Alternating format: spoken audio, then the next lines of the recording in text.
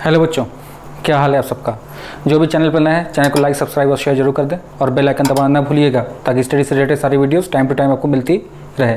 चलिए आज देखते हैं आज का क्या टॉपिक है हमारा। आज हमारे पास एक कैलकुलस हमारा शुरू हो रहा है। कैलकुलस में आपको पता होगा कि 30 से 40% क्वेश्चन हर एग्जामिनेशन में आपके कैलकुलस से ही पूछे जाते हैं। तो कैलकुलस का जो कुछ पोर्शन 11th में भी है, लिमिट्स का इवैल्यूएशन। तो लिमिट्स का इवैल्यूएशन जो हो लास्ट ईयर के 11th के सिलेबस में, तो 11th सिलेबस के साथ आपको उसका वीडियो प्रोवाइड की जाएगी। फिलहाल हम लोग 12th के सिलेबस में देखें। 12th के सिलेबस में हम लोग के पास कंटिन्यूटी से शुरू होता है कैलकुलस, तो हम लोग आज कंटिन्यूटी पे वीडियो देख रहे हैं। चलिए आज देखा जाए कंटिन्यूटी क्या होती है। अगर जनरली आपसे कोई क्वेश्चन पूछा कि what do you understand by continuity, ठीक है, तो आपको सिंपल सा आंसर होगा कि कंटिन्यूटी वर्ड जो है, वर्ड ओरिजिनेटेड फ्रॉम, किस वर्ड से आया है? कॉन्टिन्यूअस से। जो ये वर्ड कॉन्टिन्यूटी है कहां से है? कॉन्टिन्यूअस वर्ड से है। अब कॉन्टिन्यूअस का मतलब क्या होता है? जो कहीं क्या हो, ये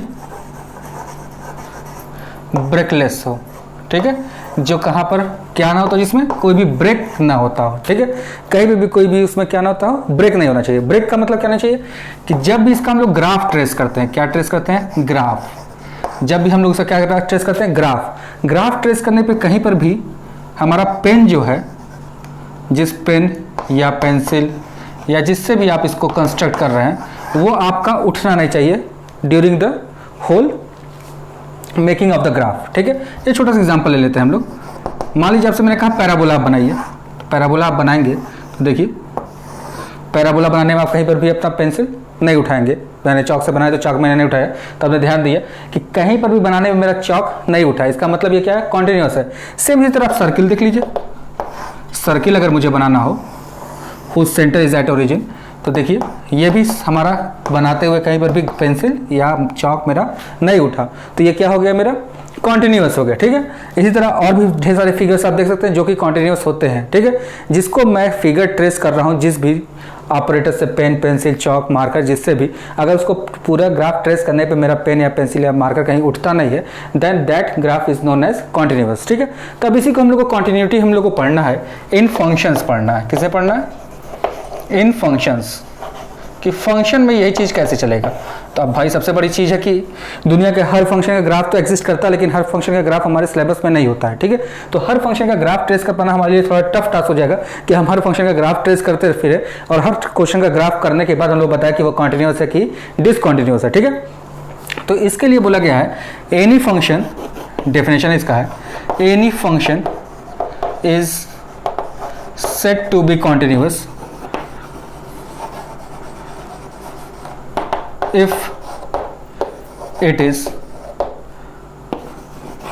left continuous as well as right continuous।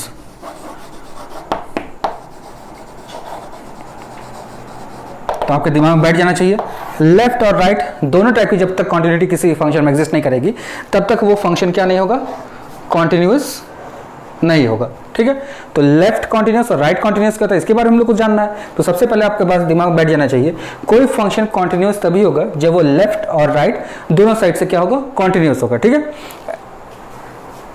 और कॉन्टिन्यूटी हम लोग जब चेक करते हैं, किस पे चेक करते हैं? एट अ पॉइंट चेक करते हैं, किसी एक पर्टिकुलर पॉइंट पे चेक किया जाता है, ठीक है। तो किसी पॉइंट पर हम लोग अगर जिस पे कॉन्टिन्यूटी चेक करनी है, उस पर फंक्शन को लेफ्ट और राइट कॉन्टिन्यूअस दोनों टाइप की कॉन्टिन्यूटी एग्जिस्ट करती है, तो हम लोग फंक्शन को बोलते हैं फंक्शन क्या होगा? कॉन्टिन्यूअस होगा। अब लेफ्ट और राइट कॉन्टिन्यूअस के कॉन्सेप्ट कहां से आई है? वही जो आप 11th में पढ़ कर आए हैं। कहां से? लेफ्ट हैंड लिमिट और राइट हैंड लिमिट से ही आई हुई है। राइट हैंड लिमिट, यही दोनों कॉन्सेप्ट ही यहाँ पर फिर से अटैच हो गया। अब दिमाग में आपके ये क्वेश्चन उठ जाएगा कि जब लेफ्ट हैंड लिमिट नाम था तो 11th में तो हमने लेफ्ट हैंड लिमिट और राइट हैंड लिमिट पढ़ा था, और वो दोनों जब इक्वल होते तो फंक्शन में कहते थे फंक्शन क्या होता है? एग्जिस्ट करता है। तो यहाँ पर क्या चेंजेस हो गए कि हमने यहाँ पर left continuous and right continuous word use किया है, ठीक है। तो चलिए इसके बारे में समझते हैं कि लेफ्ट कॉन्टिन्यूअस और राइट कॉन्टिन्यूअस वर्ड का मतलब क्या होता है, ये टर्म क्या चीजें हैं। देखिए लेफ्ट हैंड लिमिट के बारे में अगर मैं आपसे पूछूं, लेफ्ट हैंड लिमिट, तो आप बताएंगे limit x tending to c f x, मैं at x equal to c के बारे में बात करना चाहता हूँ, ठीक है। तो सी पे आपने क्या लगा दिया, माइनस लगा दिया, ठीक है। ये लेफ्ट हैंड लिमिट हो गया। सेम इसी तरह अगर मैंने आपसे राइट हैंड लिमिट पूछा होता, राइट हैंड लिमिट बताइए आप क्या होता है, तो राइट हैंड लिमिट के बारे में आप क्या बताते, लिमिट एक्स टेंडिंग टू सी पे छोटा सा प्लस एफ एक्स, ये आप क्या बताते हैं, राइट हैंड लिमिट बताते हैं। तो यहाँ वर्ड लिमिट यूज है, तो आप ये टर्म आप लोग जानते हैं, ये हो गया, ठीक है। अब यहाँ पे वर्ड यूज हुआ है कॉन्टिन्यूअस, दिख रहा है, left limit and right limit का क्या होना चाहिए, कॉन्टिन्यूअस होना चाहिए, left continuous as well as right continuous. तो कॉन्टिन्यूअस में क्या होता है, इसी वैल्यू को एफ एट सी के इक्वल हो जाना चाहिए, किसके इक्वल हो जाना चाहिए, F eight C.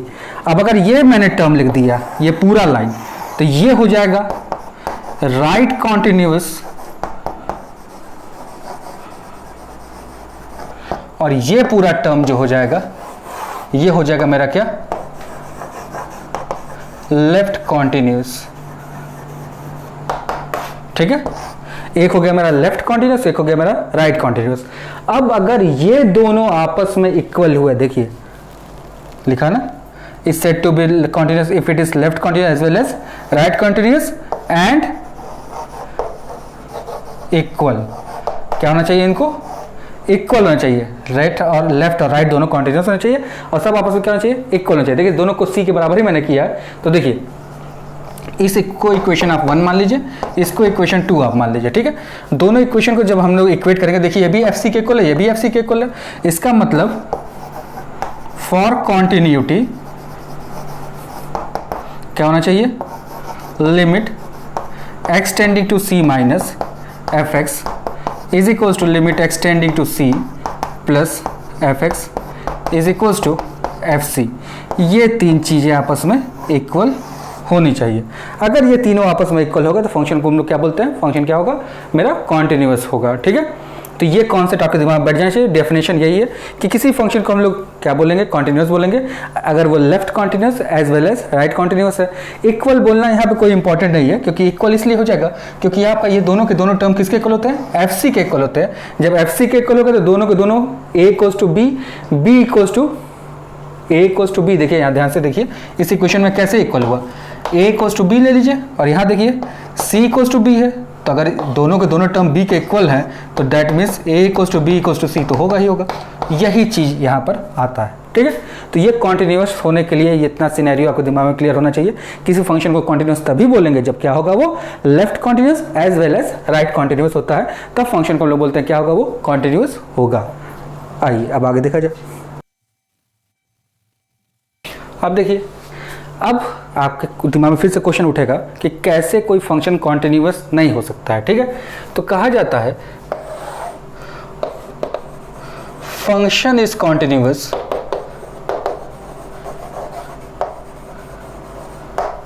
If it is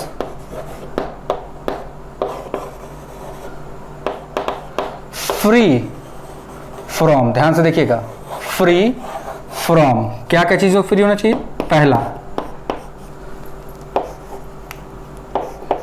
whole, दूसरा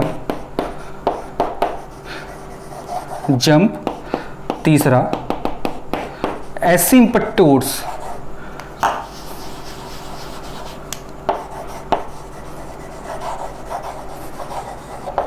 ठीक है। तीन चीज़ें अगर किसी ग्राफ में एग्जिस्ट नहीं करती हैं, जब भी कोई हम लोग ग्राफ ट्रेस करते हैं, उसमें कोई होल प्रेजेंट ना हो, उसमें कोई जंप प्रेजेंट ना हो, उसमें कोई एसिम्पटोट ना हो, तो फंक्शन को हम लोग क्या बोलते हैं, कॉन्टिन्यूअस होगा। अब आपके दिमाग में होगा कि होल तो चलिए समझ में आ रहा है, वर्ड एक समझ में आता है, जंप भी समझ में आता है, एसिम्पटोट क्या चीज़ है।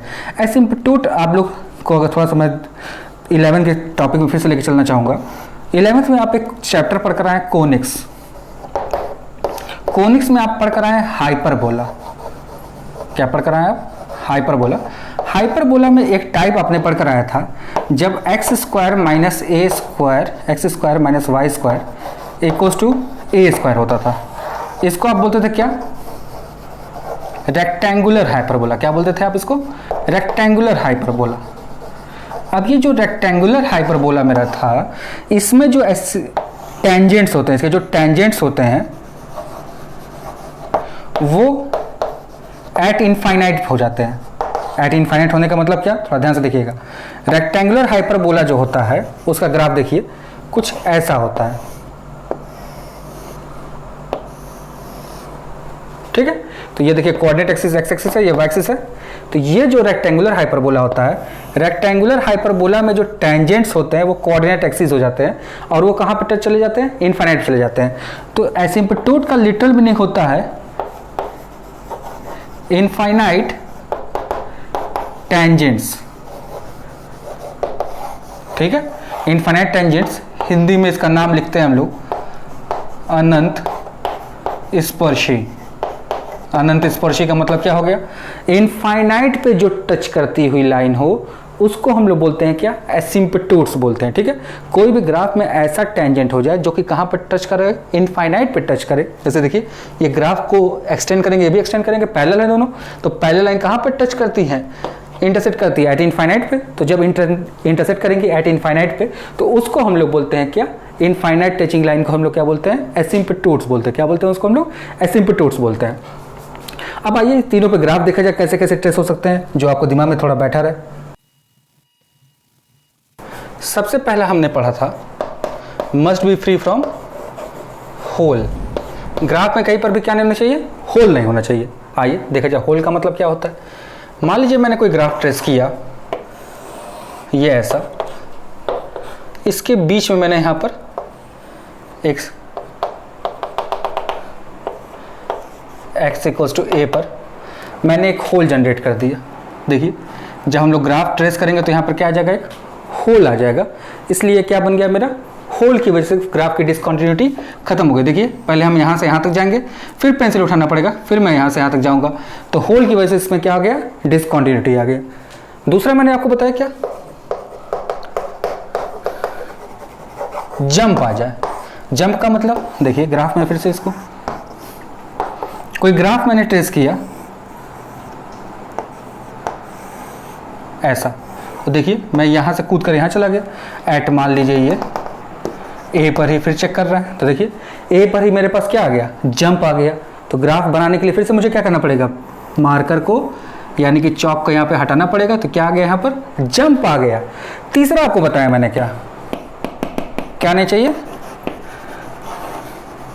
एसिम्पटोट्स नहीं आने चाहिए। एसिम्पटोट्स के लिए ग्राफ देखिए, मान लीजिए ये ग्राफ है, तो देखिए ये टेंजेंट इसके लिए क्या है, दोनों के लिए एट इनफाइनाइट चला गया। तो ये तीन चीजें प्रेजेंट किसी ग्राफ में नहीं होनी चाहिए। अगर ये तीन चीजें किसी ग्राफ में प्रेजेंट है, होल, जंप या एसिम्पटोट एट इनफाइनाइट टचिंग लाइन, तो हम लोग कहते हैं ग्राफ क्या होगा, मेरा डिसकंटिन्यूअस हो जाएगा, ठीक है। तो इसी तरह आपके पास क्या चीज हो गई, दो डेफिनेशन आपके पास दिमाग में कलेक्ट हो गया।